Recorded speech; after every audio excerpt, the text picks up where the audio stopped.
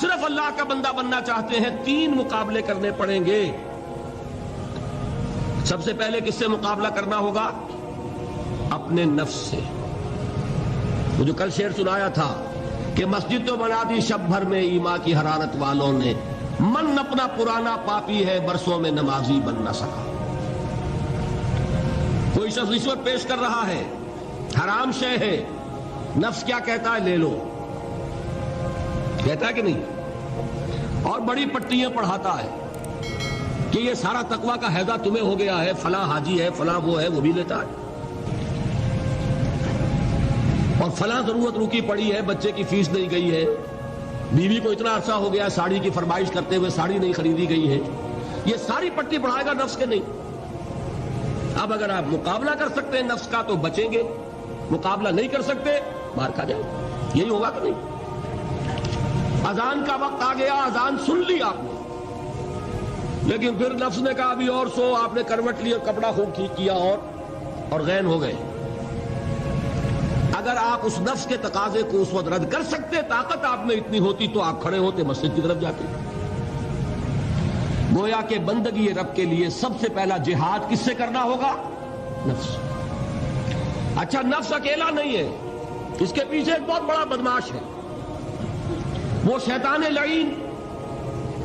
وہ اسے اکساتا رہتا ہے، پھونکے مارتا ہے. الذی یوسوس فی صدور الناس، اشتعال پیدا کرتا ہے، پٹیاں پڑھاتا ہے، برائی کو مزین کرتا ہے، بے حیائی کو فیشن کا نام دیتا ہے، ناچ گانے کو وہ کلچر کا نام دیتا ہے. یہ سارا کچھ کر رہا ہے. تو اگر شیطان سے مقابلہ نہیں کر سکیں گے تو اللہ کی بندگی کر سکیں گے. تیسری چیز، معاشرہ بگڑا ہوا ہے. بگڑے ہوئے معاشرے کا ایک دباؤ ہے آپ پر. یہ بالکل ایسے جیسے ایک ہجوم ایک طرف جا رہا ہو تو ادھر جانا آسان اور مقابلے میں جانا بہت مشکل. زور لگانا پڑے گا نا. تو معاشرے کا رخ کچھ اور ہے، آپ کا رخ کچھ اور ہے. معاشرہ نہ خدا کو جانے نہ رسول کو جانے. آپ چاہتے ہیں اللہ اور اس کے رسول کے حکم پہ چلنا، کشمکش کرنی پڑے گی کہ نہیں؟ بہت پیارے ہیں وہ مصرے. زمانہ بات و نہ سازت تو با زمانہ ستیز. زمانہ تمہارے ساتھ اگر موافقت نہیں کر رہا، زمانے سے جنگ کرو. اور بے غیرت اور بے حمیت اور بودے اور بزدل اور کچے لوگوں کا اصول کیا ہے؟ زمانہ بات و نہ سازت تو با زمانہ بساز. زمانہ تمہارے ساتھ موافقت نہیں کرتا، بھائی تم زمانے کے رنگ میں رنگے جاؤ. آسان راستہ کون سا ہے؟ زمانہ تمہارے رنگ میں نہیں آتا، تم اس کے مطابق ڈھل جاؤ، کوئی تکلیف ہوگی. اور زمانہ تمہارے ساتھ اگر موافقت نہیں کر رہا، تم زمانے سے لڑو، تکلیف آئے گی کہ نہیں؟ 3 جہاد کرنے پڑیں گے تو انسان اللہ کا بندہ بن سکے گا. بات سمجھ میں آئی؟ اسی لیے جب پوچھا گیا حضور سے ای الجہاد افضل یا رسول اللہ، اے اللہ کے رسول سب سے افضل جہاد کون سا ہے؟ آپ نے فرمایا ان تجاہد نفسک فی طاعت اللہ. سب سے افضل جہاد یہ کہ اپنے نفس سے جہاد کرو، کشمکش کرو، مقابلہ کرو، تاکہ اسے اللہ کا مطیع بناؤ. یہ جہاد ہے افضل الجہاد. پہلے میں نے کہا تھا پہلی منزل سب سے اہم، تو جو پہلی منزل کا جہاد ہے وہ افضل الجہاد. بالکل 2 اور 2 4 کی طرح کی بات ہے. اور اسی کو کہا گیا جہاد اکبر. جب آپ غزوہ تبوک سے واپس آئے ہیں، آپ نے فرمایا مسلمانوں یہ نہ سمجھنا جہاد ختم ہو گیا. رجعنا من الجہاد الاصغر الى الجہاد الاکبر. وہ تو چھوٹا جہاد تھا جو ہم کرنے گئے تھے کافروں سے خلاف. یہ بڑا جہاد ہے جو مدینے میں رہ کر ہوگا، ہر آن ہوگا. وہ تو کبھی ہوتا ہے کبھی نہیں ہوتا، یہ ہر وقت ہوتا ہے. ہر صبح ہوتا ہے، ہر رات ہوتا ہے، ہر شام ہوتا ہے، ہر لحظہ ہوتا ہے. ہر وقت کشمکش ہے خیر و شر کی، حلال اور حرام کی، صحیح اور غلط کی. زمانے کی روش اور دین کا تقاضا ٹکرا رہے ہیں. آپ اگر اس راستے پر پہلا قدم رکھیں ایک عزم کے ساتھ تو ہوش ٹھکانے آ جائیں گے. دن میں تارے نظر آئیں گے، 14 طبق روشن ہو جائیں گے کہ دین کا نام لینا آسان ہے، چلنا بہت مشکل. چمی گویم مسلمانم بے لرزم کے دانم مشکلات لا ادارہ. یہاں پر بھی نوٹ کیجئے کہ یہ 3 اس کے مرحلے ہیں جو منہج انقلاب نبی میں ہم نے واضح کی. طاقت کے ساتھ طاقت، پنجہ آزمائی. پہلا مرحلہ صبر محض ہے. پرسیکیوشن کو جھیلو، برداشت کرو، صبر کرو. نغمہ ہے بلبل شوریرہ تیرا خام ابھی، اپنے سینے میں اسے اور ذرا تھام ابھی، منتظر رہو، وقت آئے گا ہاتھ کھول دیے جائیں. دوسرا مرحلہ ایکٹیو ریزسٹنس، آگے بڑھو، للکارو، چیلنج کرو، اقدام کرو. آخری مرحلہ پھر تصادم، جان دینے کے لیے میدان میں آتا، یہ قتال ہے. اسی لیے میں نے ایک مرتبہ تقریر کی تھی بھمبر میں، پہلی مرتبہ مجھے یاد ہے، میں نے یہ 9 منزلیں بیان کی تھی. 8 منزلیں جہاد ہیں، 9ویں منزل جا کر قتال بنتی ہے. پہلی منزل پر 3 جہاد تھے نا، نفس سے، شیطان سے، بگڑے ہوئے معاشرے سے. دوسری منزل پر دعوت و تبلیغ بالحکمہ بالموعظہ جدال احسن. تیسری منزل پر صبر محض، ایسے ریزسٹنس، اقدام، چیلنج، ایکٹیو ریزسٹنس. 8 منزلیں جہاد. اور 9ویں منزل ان اللہ یحب الذین یقاتلون فی سبیلہ صفا کانہم بنیان مرصوص. گویا جہاد کی پہلی منزل مجاہدہ مع النفس، اور آخری اور 9ویں منزل قتال فی سبیل اللہ. واضح رہے کہ اسی کا منفی پہلو ہجرت ہے. بہت اہم بحث شروع ہوئی.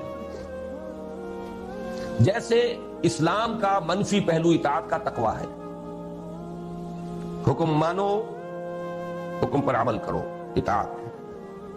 نافرمانی سے بچو، بات تو ایک ہی ہوئی. جہاد کا منفی رخ ہجرت ہے. اللہ کی بندگی کرنے کے لیے معاصی سے ہجرت کرنی ہوگی، حرام چیزوں سے ہجرت کرنی ہوگی. اسی لیے سوال کیا گیا ای الہجرت افضل یا رسول اللہ. جواب کیا تھا؟ ان تہجر ما کرہ ربک. سب سے افضل ہجرت یہ ہے کہ ہر اس شے کو چھوڑ دو جو تمہارے رب کو پسند ہے. اسی لیے تنظیم کے عہد نامے میں جب اللہ کے ساتھ معاہدہ ہے، انی واحد اللہ، نمبر 1 کس بات کا معاہدہ؟ ان اہجر کل ما یکرہہ، ہر اس شے کو چھوڑ دوں گا جس کو وہ پسند نہیں کرے. واضح رہے کہ اسی کا منفی پہلو ہجرت ہے. چنانچہ اس کی بھی پہلی منزل ان تہجر ما کرہ ربک ہے، اور آخری یہ کہ اقامت دین کی جد و جہد میں وقت آنے پر گھر بار، مال و منال اور اہل و عیال کو چھوڑ کر نکل جایا جائے. اس کی بھی نیت ہوئی، تیاری کیجیے نفسیاتی طور پر. آج بھی جائزہ لیجیے، اتنی گرفت تو نہیں ہے کہ کبھی پکار آئے اور بلایا جائے اور یہ بندھن مجھے باندھ کر رکھ لیتے. اگر ایسا ہے یہی تو خطرہ ہے. پھر آگے جا کر جو ہفتے اعمال کرانا ہے ابھی چھٹی کرو، سب کچھ کرنا اور پھر ہفتے اعمال کرا لینا.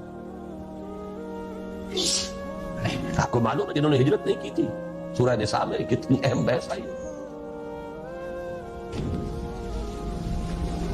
تو ہجرت، لیکن یہ کہ پورے لیول کی غلط خیالات ذہن سے نکالو، غلط نظریات نکالو، ہجرت ہے.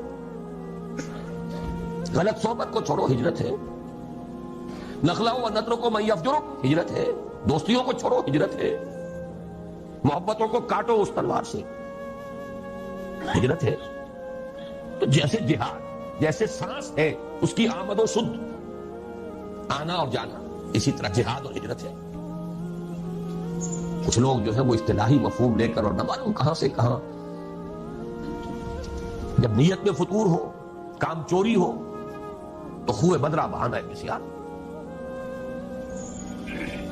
جہاد اور ہجرت لازم و منصوب، ایک مثبت ایک منفی، کرنٹ چل ہی نہیں سکتا. ایک پازیٹیو وائر ایک نیگیٹو وائر. جہاد کی پہلی 2 منزلوں کے لیے اصل آلہ و ہتھیار قرآن مجید ہے. نفس سے جہاد کریں گے، کس شے سے؟ کیسے ماریں گے نفس کو؟ اس کو پاک کرنا ہے کس سے؟ قرآن سے. یا ایھا الناس قد جاءکم موعظۃ من ربکم وشفاء لما فی الصدور. شیطان سے لڑو گے کس تلوار سے؟ کشتن ابلیس کار مشکل است، زاں کے او گم اندر آماق دل است. خوشترا باشد مسلمانش کنی کشتہ شمشیر قرآنش، جاہدہم بہی جہادا کبیرا. دوسری منزل قرآن، تذکیر قرآن سے، تبشیر قرآن سے، انذار قرآن سے، دعوت قرآن کی، تبلیغ قرآن کی، وہ سارا مرکز و محور اس کا. اوحی الی ھذا القرآن لانذرکم بہ ومن بلغ فلقد یسرناہ بلسانک لتبشر بہ المتقین وتنذر بہ قوما لدا. نفس کے خلاف جہاد کرنا ہے، ومن اللیل فتہجد بہ نافلۃ لک. دعوت کے لیے غلط نظریات کا انکار کرنا ہے قرآن کے ذریعے، ایمان کا اس بات کرنا ہے قرآن سے ہوگا. نور یہ ہے، اندھیاروں سے یہ نکالے گا. لِيُخْرِجَكُم مِّنَ الظُّلُمَاتِ إِلَى النُّورِ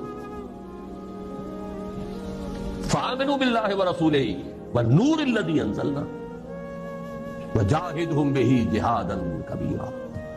مکی دور کی شمشیر قرآن اتر کر ہرا سے سوئے قوم آیا اور ایک نسخہ کی بھی آسا. جہاد کی پہلی دو منزلوں کے لیے اصل آلہ و ہتھیار قرآن مجید ہے، یعنی جہاد بالقرآن.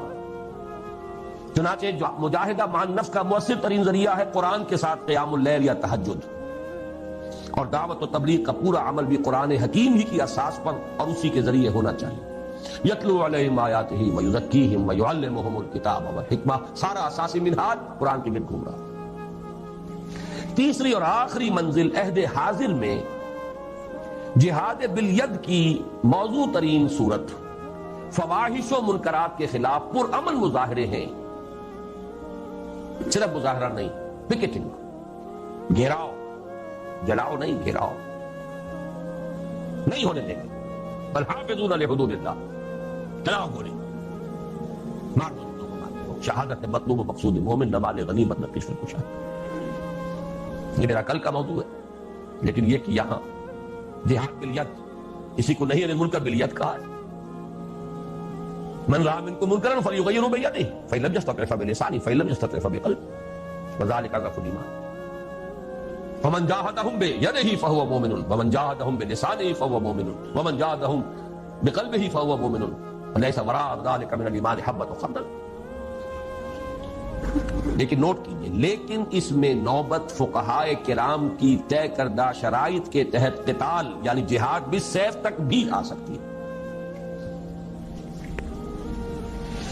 اس کو یہ سمجھ لینا کہ یہ سرے سے اب دائرے سے خارج ہو گیا، یہ تو قادیانیوں کا خیال ہے، اور بالفعل ہمارے بہت سے علماء اسے خارج کیے بیٹھے،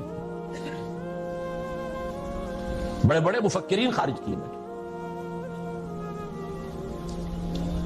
بعض لوگوں کو یہ مغالطہ لاحق ہو گیا ہے، فاسق و فاجر حکمرانوں کے خلاف خروج نہیں ہو سکتا.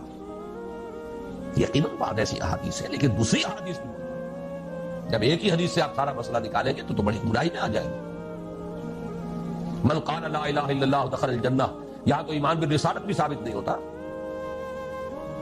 جس نے کہا لا الہ الا اللہ جنت میں داخل ہو جائے، لیکن آپ پورا مورچہ لگا دیں گے نہیں، ایمان بالرسالت لازم ہے، ایمان بالآخرت لازم ہے، ایمان بالقرآن لازم ہے، پھر اس کے عملی تقاضے لازم ہیں. تو اس کو بھی اچھی طریقے سے سمجھ لیجئے. قتال اور فساق و فجار حکمرانوں کے خلاف طاقت کا استعمال، لیکن اس کی شرائط ہے. امام ابو حنیفہ جن کو میں سید الفقہاء سمجھتا ہوں، انہوں نے اس کے لیے واضح طور پر کہا کہ نہیں المنکر اگر زبان سے مؤثر نہیں ہو رہا تو فبالسیف، تلوار، لیکن اس کے لیے طاقت اتنی بہم پہنچ چکی ہو. یہ نہیں کہ 4 آدمی اکٹھے کیے 4 کو مروا دیا، پھر آگے چلے، پھر 10 کو اور اکٹھے کیے 10 کو مروا دیا. یہ نہیں، ہنگامہ کیا، جماعت بنائیے، قوت جمع کیجئے، تربیت دیجئے، منظم کیجئے، مرتب تعداد اتنی کہ جو بھی آپ کے اندازے ہیں اس کے اعتبار سے، ویسے کوئی شے کہیں سے آ جائے بورڈ فرام دی بلو وہ بات دوسری ہے، لیکن ہر اندازے میں آپ یہ تقریباً یہ یقین رکھیں کہ اب اتنی طاقت ہے کہ ہم بدل دیں گے اس نظام، کامیابی ہو جائے تب جا کر اس کا انکار، ورنہ نہیں. ٹیررزم جو ہے جو چل رہا ہے آج کل، ادھر حقیقت جہاد اور قتال کو بدنام کرنے والی چیز ہے، لیکن یہ کہ اس کو خارج کر دینا اس کی غلط ہے. اس میں نوبت فقہائے کرام کی طے کردہ شرائط کے تحت قتال یعنی جہاد بھی صحت تک بھی آ سکتی ہے. یہ ہے جہاد کی بحث. پہلا جو لازمی تقاضا ہے ان 3 فرائض کے لیے وہ ہے جہاد. دوسرا لزوم اجتماعیت، اجتماعیت کا لزوم. اس میں بھی درجے ہوں گے. کسی جگہ یہ مستحب ہوگا، کسی جگہ یہ مفید کہہ لیجئے، ممد کہہ لیجئے، کسی جگہ لازم ہوگا. ہر وقت ہر حال میں لازم نہیں. فریضہ اول کے ضمن میں صرف صحبت صالح، کونوا مع الصالحین. اللہ کا بندہ بننا ہے آپ کو، نفس سے جہاد کرنا ہے، شیطان سے کرنا ہے، معاشرے سے کرنا ہے. تو ایسے لوگوں کی معیت تلاش کرو، ایسوں کا قرب، ایسوں کی صحبت جو یہی کام کر رہے ہوں، یہی کرنا چاہتے ہوں. اس سے تقویت پہنچے گی آپ. مرید کسے کہتے ہیں؟ ارادہ کرنے والا. آپ نے ارادہ کیا ہے، اور بھی ہے اس نے بھی ارادہ کر لیا ہے، یہ مرید جمع ہو. اس سے یقیناً تقویت حاصل ہوگی. لیکن عقلاً محض اس کام کے لیے جماعت، میں جماعت کا ایک مفہوم خاص بول رہا ہوں، جماعت ڈسپلن، سب اتحاد والی جماعت، اس کام کے لیے ضرورت نہیں. نمبر 2، اسی طرح فریضہ ثانی کے ضمن میں درس گاہوں، اداروں، انجمنوں اور سوسائٹیوں سے پورا ہو سکتا. دین کی دعوت و تبلیغ ہے، ڈھیلا ڈھالا نظم ادارہ ہے، اشاعت قرآن کا ادارہ، پبلشنگ ہاؤس ہے، آڈیو ویڈیوز کا کوئی سلسلہ ہے، جرائد ہے، رسائل ہیں، انجمنیں ہیں، دارالعلوم ہیں. یہ سب اس کا ذریعہ ہے. یہ جماعتیں نہیں ہیں. اجتماعیت تو ہے. لزوم اجتماعیت لکھا ہے میں نے اوپر. اجتماعیت ایک عام لفظ ہے. یہ لوز آرگنائزیشنز، ایسوسیشنز، انجمنیں، ان میں وہ سب ہوتا ڈسپلن یہ نہیں. ٹھیک ہے، ایک دستور ہے، قانون ہے، اس کے مطابق آپ نے تقسیم کار کر دی ہے. کوئی صدر ہے، کوئی سیکریٹری ہے، جس کی ٹانگ گھسیٹنی ہو گھسیٹ لیجئے، نو کانفیڈنس لے آئیے اس کے خلاف. جس کو آپ برقرار رکھنا چاہیں رکھیں، وہ بھی رکھیں. آپ کا دارالعلوم ہے، اس کا کوئی محتمم ہے، بہرحال نظم تو وہاں ہوگا. لیکن یہ کہ وہ جماعت کا سلسلہ نہیں. لیکن اب ہے اصل شے، فریضہ ثالث کے ضمن میں سمع و طاعت فی المعروف کے ٹھیٹھ اسلامی اور عسکری اصول پر مبنی جماعت کے بغیر پورا نہیں. کوئی احمق ہوگا جو سمجھے کہ یہ کام ہو سکتا ہے بغیر اس کے. ٹھیٹھ اسلامی اور عسکری ملٹری ڈسپلن، وہاں آپ کو یہ اختیار نہیں ہے، حق حاصل نہیں ہے کہ آپ اپنے سپیریئر سے یہ پوچھیں کہ یہ حکم آپ کیوں دے رہے ہیں مجھے، کیا حکمت ہے. There's not a reason why, there's what to do with that. عسکری اور ٹھیٹھ اسلامی سمع و طاعت، فاسمعوا واطیعوا. اللہ کی سمع و طاعت مطلق، رسول کی سمع و طاعت مطلق، اللہ یہ کہ وہ خود کہہ دیں کہ یہ صرف میرا مشورہ ہے، حکم نہیں ہے. جیسے حضرت بریرہ نے پوچھ لیا تھا. حضرت مغیث ایک غلام تھے، حضرت بریرہ ایک کنیز تھی، ان کے ساتھ نکاح تھا. حضرت عائشہ کی کنیز تھی حضرت بریرہ. حضرت عائشہ نے انہیں آزاد کر دیا. اب ان کا سٹیٹس ہو گیا اونچا، وہ غلام کے غلام تھے. یہ ایک خیار حاصل ہوتا ہے، اختیار، چوائس. کنیز پہلے جس کے نکاح میں تھی، کنیز ہونے کی حیثیت سے کسی غلام کے، اب جب وہ حرہ ہو گئی، آزاد ہو گئی، تو شی ہیڈ این آپشن. وہ چاہے تو اب اس کے نکاح میں رہے، چاہے تو نہ رہے. کفر نہیں رہا نا اب وہ. تو حضرت بریرہ نے کہا میں تو اب اس کے نکاح میں نہیں رہوں گی مغیث کے. انہیں بہت محبت تھی، انہوں نے پہلے خود خوش آمد کی، نہیں مانی. پھر سفارش کروائی. سفارش بھی کس کی؟ محمد رسول اللہ صلی اللہ علیہ وسلم کہ حضور اس سے کہیے. حضور نے فرمایا بریرہ کیا حرج ہے اگر تم مغیث کے گھر میں رہو. پورا فوراً سوال کیا، حضور آپ کا حکم ہے یا مشورہ؟ فرمایا نہیں، حکم نہیں ہے، مشورہ ہے، تو میرے لیے قابل قبول نہیں ہے. حکم کو نہیں ٹالا. ما كان لمؤمن ولا مؤمنة اذا قضى الله ورسوله امرا ان يكون لهم الخيرة فيه.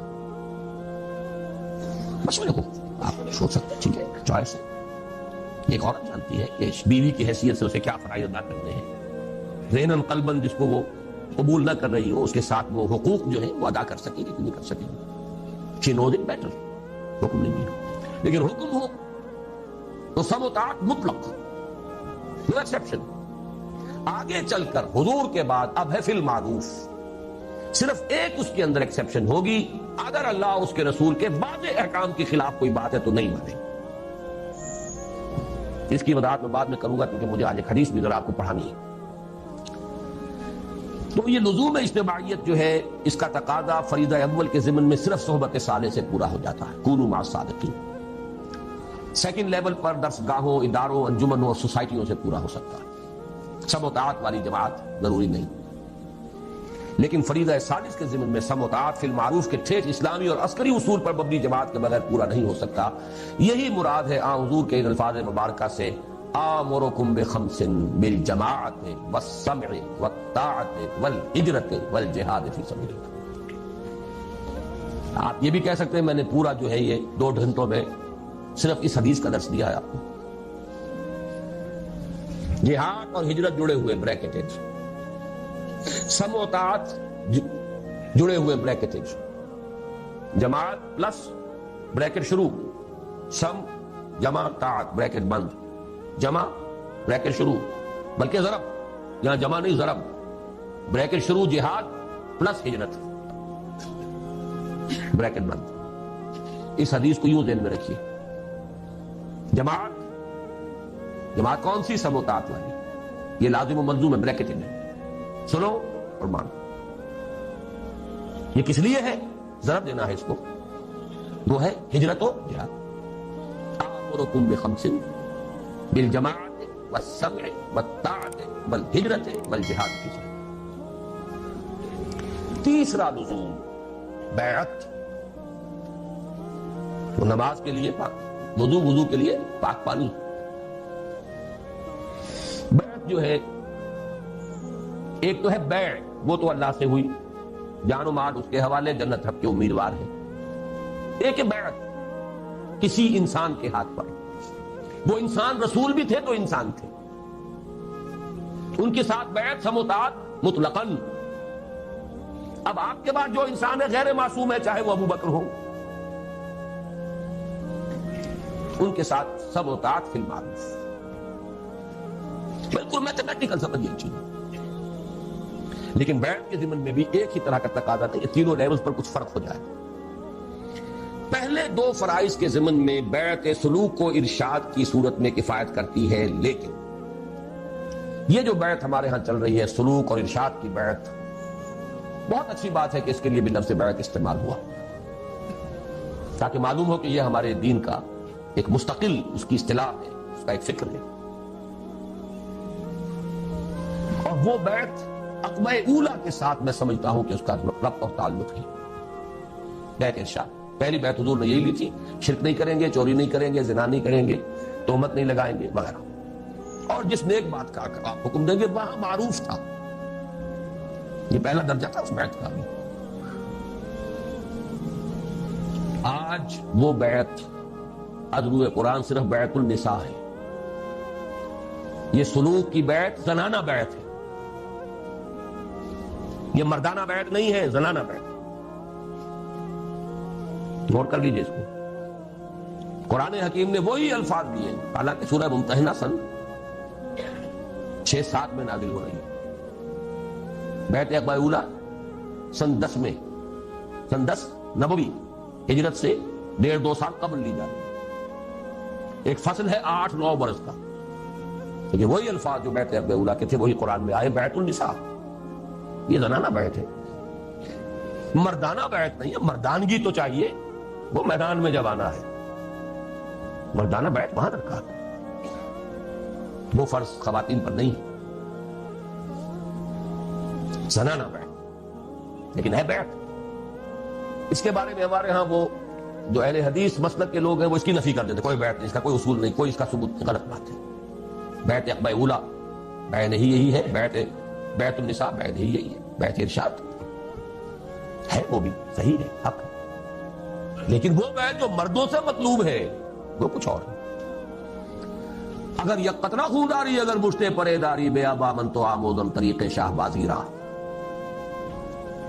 مردانگی اس کے لیے بیعت جو ہے وہ ہے نمبر 3. فریضہ سادس کے ضمن میں بیعت سمع و طاعت فی المعروف کی صورت لازمی و لابدی. اب میرے پاس اور الفاظ نہیں ہے جس کو میں تاکید کیسے دوں, کیسے کروں. لازمی ہے, لابدی, کوئی اس سے رستگاری نہیں. یا تو کہیے کہ وہ فرض ہے ہی نہیں, ٹھیک ہے چھٹی ہو گئی. جس گاؤں جانا نہیں اس کا راستہ کائے کو پوچھنا. اگر مانتے ہیں کہ وہ فرض ہے, بلند ترین منزل کے لیے جد و جہد فرض, تو کوئی پاگل ہوگا, احمق ہوگا, ڈھیٹ ہوگا جو اس کے لزوم کا انکار کرے. فریضہ سادس کے ضمن میں بیعت سمع و طاعت فی المعروف کی صورت لازمی و لابدی. اسی کی جانب اشارہ ہے مسلم شریف کی روایت عن عبداللہ ابن عمر رضی اللہ تعالی عنہما میں, جس میں حضور صلی اللہ علیہ وسلم کے الفاظ مبارکہ وارد ہوئے ہیں کہ من مات ولیس فی عنقہ بیعۃ مات میتۃ جاہلیۃ. جو شخص مرا اس حال میں کہ اس کی گردن میں بیعت کا قلادہ نہیں تھا, وہ جاہلیت کی موت مرا ہے, ایمان اور اسلام کی موت نہیں مرا.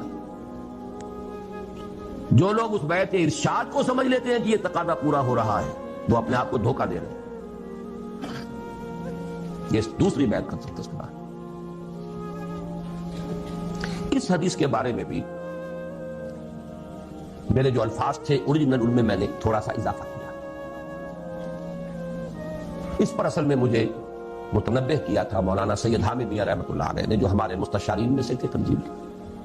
وہ چونک گئے اس کو دیکھ کر, یہ آپ اس طرح اس کو لازم قرار دے رہے ہیں, یہ مفہوم تو ہمارے بزرگوں اور اسلاف میں سے کسی نے بیان نہیں کیا کہ اس معنی میں یہ بیعت جو ہے لازم ہے. میں نے انہیں ایک جواب دیا بڑی ٹیکنیکل ٹرمز میں. مولانا عصمت اللہ صاحب سمجھیں گے اس ٹیکنیکل ٹرمینالوجی کو. میں نے کہا مولانا پہلی بات تو یہ ہے کہ کسی شے کا عدم ذکر اس کے عدم وجود کو مستلزم نہیں ہے. کسی شے کا ذکر نہ کیا جائے اس کا مطلب یہ نہیں کہ وہ ہے نہیں. یہاں کتنے لوگ ہیں, میں کچھ لوگوں کا ذکر کرتا ہوں تو اس سے باقی لوگوں کی نفی تو نہیں ہو جائے گی. اگر اسلاف میں سے کچھ لوگوں نے اس کا ذکر نہیں کیا تو اس سے یہ لازم نہیں آتا کہ تھا ہی نہیں. مثال دی, اور میں بہت ہی اللہ کا شکر ادا کرتا ہوں کہ میرے علم میں وہ مثال آ گئی تھی, کیونکہ میرے استاد بھی تھے مولانا منتخب القادری. انہوں نے بتایا کہ ان کے جو استاد تھے مولانا معین الدین اجمیری رحمۃ اللہ علیہ, ان کی جو لائبریری تھی اس کی ایک الماری ایسی تھی جس کی وہ چابی کسی کو نہیں دیتے تھے کبھی. اس کی کتابیں جھاڑنی ہوتی تھی تو خود ہی. ایک مرتبہ کہیں طبیعت ناساز تھی, اور یہ ان کے بہت چہیتے شاگرد تھے مجھے, اور وہ رہتے تھے قبرستان میں. قبرستان میں وہ جگہ بنائی ہوئی تھی, وہاں رہتے تھے. یہ بھی وہ کہتے تھے ہماری سمجھ میں نہیں آتا تھا, ان کے پاس اچھے بھلے گھر موجود ہیں اجمیر شہر کے اندر, وہاں کیوں نہیں رہتے. اور پھر یہ کہ وہاں پہ کچھ لوگ آتے رہتے تھے ولایتی کہتے تھے, پٹھان اس وقت جو افغان پٹھان ولایتی آتے رہتے تھے.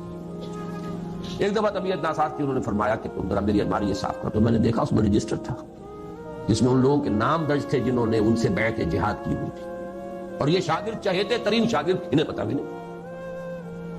تو عدم ذکر عدم وجود کو مستلزم نہیں. سمجھ لیجیے بات, جس کی مثال یہ ان کے علم میں آیا کہ وہ تو بیعت جہاد دے رہے تھے, لیکن یہ کہ ابھی انہوں نے اس کو خفیہ رکھا ہوا. لیکن بہرحال میں نے یہ بعد میں ہمارے ایک رفیق ڈاکٹر تقی الدین صاحب نے بھی پھر کچھ اس پر گفتگو کی تھی, تو میں نے اس میں اپنی رائے میں ایک ترمیم کی ہے. پہلی میری رائے یہ تھی کہ صرف 2 ہی صورتیں ممکن ہیں, یا تو اسلامی نظام حکومت قائم ہے تو اس کے سربراہ سے بیعت سمع و طاعت فی المعروف ہوگی, نہیں ہے تو اس کو قائم کرنے کے لیے جماعت قائم کرنی ہوگی, اس کے سربراہ سے بیعت سمع و طاعت فی المعروف ہوگی. تیسری صورت ممکن ہی نہیں. تو جیسے میں نے اب استثناء قائم کیا ہے اس میں کہ علم اور عمل کے درمیان فصل بھی ہو سکتا ہے, ایک شخص مفلوج ہو سکتا ہے نفسیاتی اعتبار سے, اللہ جانتا ہے لا یکلف اللہ نفسا الا وسعها, وہ حساب لے لے. قاعدہ کلیہ نہیں ٹوٹے گا نارمل آدمی کے لیے. وہی بات ہے کہ علم اور نظریہ اور فکر اور ادھر عمل اور رویہ اور کردار لازم و ملزوم نہیں. اسی طرح اب میں نے یہاں پہ لفظ لکھا ہے اس لیے کہ نارمل حالات تو 2 ہی صورتیں ممکن ہیں. ایک لفظ کا اضافہ کیا, نارمل حالات, جیسے وہ نارمل انسان بمقابلہ مریض انسان, نارمل حالات بمقابلہ فتنہ شدید، یہ ابھی آگے آ جائے گا۔ اس لیے کہ نارمل حالات میں تو دو ہی صورتیں ممکن ہیں۔ نمبر ایک، اگر کم سے کم شرائط و معیارات پر اترنے والا صحیح اسلامی نظام حکومت قائم ہے تو اس کے سربراہ سے بیعت سموتات فی المعروف۔ اگر آپ کو ہماری ویڈیو اچھی لگی ہو تو ہماری چینل کو سبسکرائب ضرور کریں۔ ڈاکٹر اسرار احمد رحمت اللہ علیہ کی وفات کے لیے سورہ فاتحہ پڑھ کر کامنٹ میں آمین لکھیں۔ شکریہ۔